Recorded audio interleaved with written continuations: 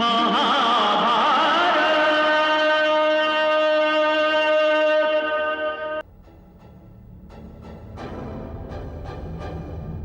की जय हो।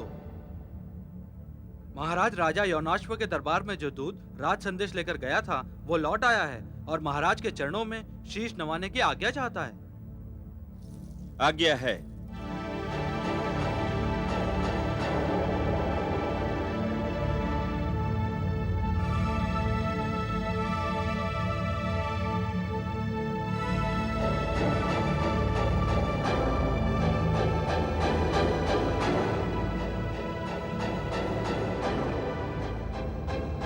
प्रणाम महाराज।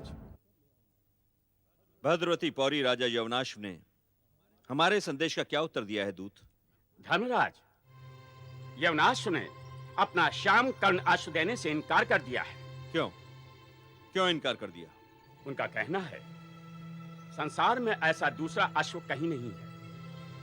उन्होंने बड़ी जतन से प्राप्त किया है और ये बहुमूल्य अश्व वो किसी को नहीं देना चाहते। परंतु हम तो उसके अश्व के लिए मुंह मांगा धन देने को तैयार थे।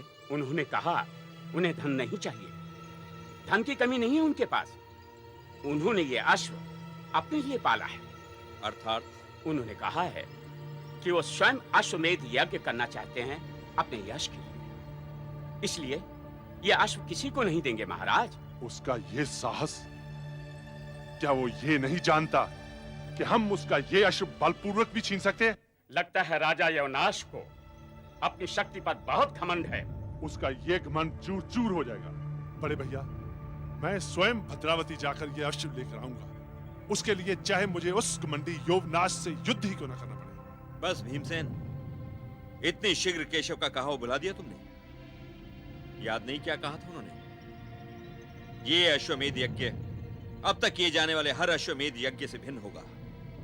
ये अश्वमेध यज्ञ युद्ध के लिए नहीं, मिलाप के लिए होगा।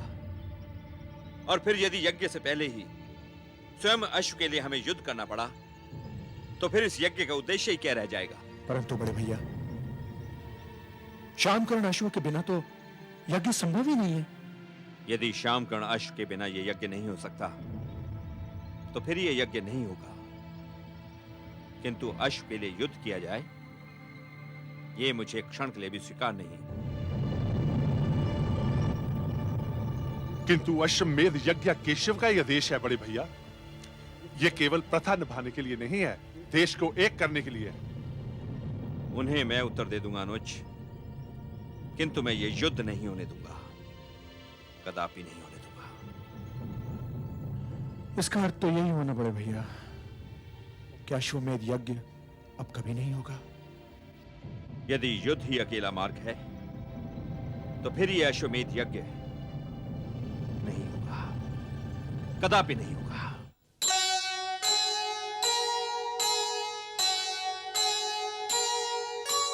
यज्ञ बिना संभव नहीं, एक बने यह देश।